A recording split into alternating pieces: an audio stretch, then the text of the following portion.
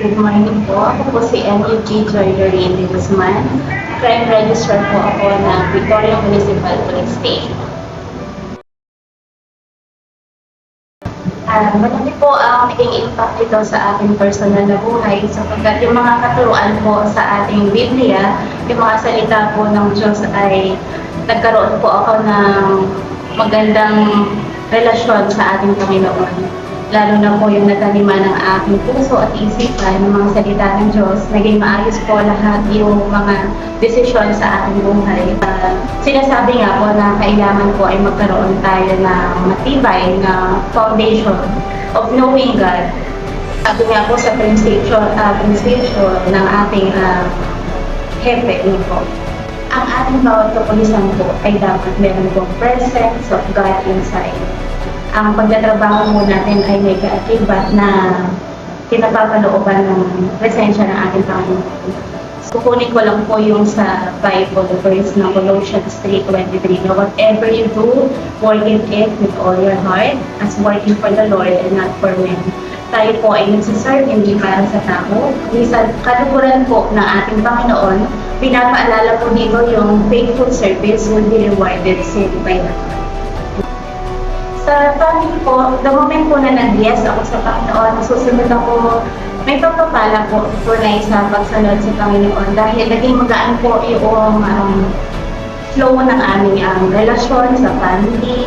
Kung meron po mga dinadaan ng mga tests or trials, maganda pong lumakad na may kasama ng Panginoon. So, napakadali po ng buhay with God.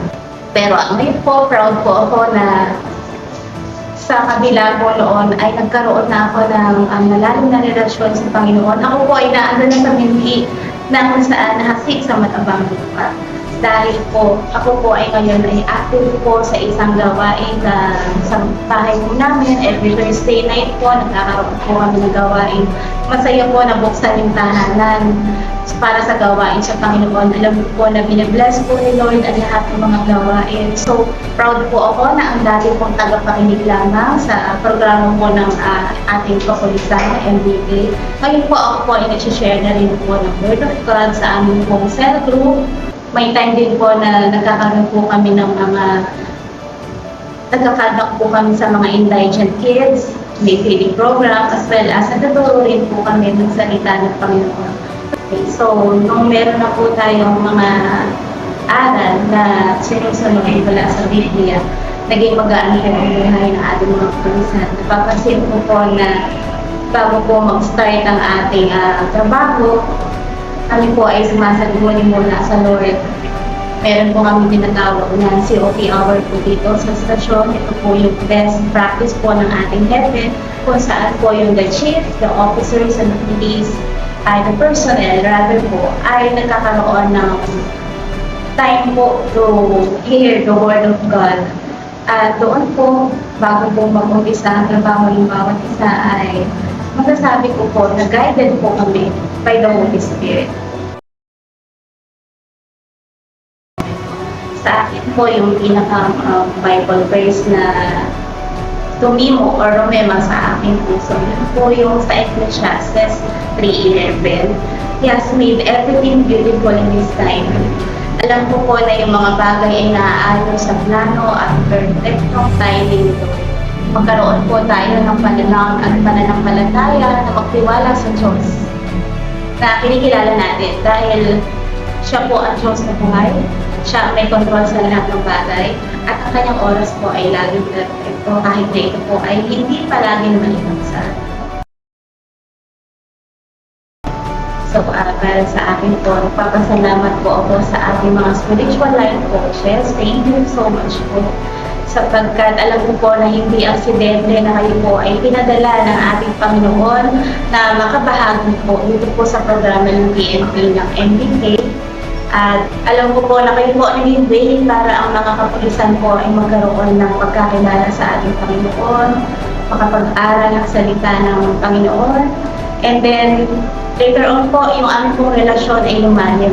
Po. So, salamat po sa inyong lahat dahil nagkaroon po kami lahat ng pagkakilala sa kanila.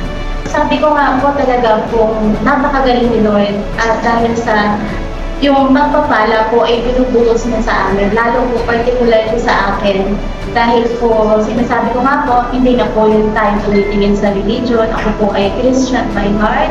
At ini-embrace ko po ang lahat ng katuruan ng ating Panginoon. At maraming po salamat sa ating mga pastor. Alam ko po na nagkaroon po ng buma yung inyong pagpapagal dito sa estasyon. Na yung dati po hindi nakikinig ng salita ng Diyos. Ngayon po ay talaga yung overflowing love ko po for God ay gusto ko po hindi po masaya. Ang message ko lang po sa ating Hepe, salamat po dahil alam ko po hindi po aksidente na naibalik po siya dito sa amin. Dahil siya po ay isang leader na mayroong presence of God inside. Na siya po yung muli na nagbalik ng pagmamahal at pagkilala namin sa Panginoon. Kung hindi po dahil sa kanya ay hindi po muli mabubuksan itong gawain na ito.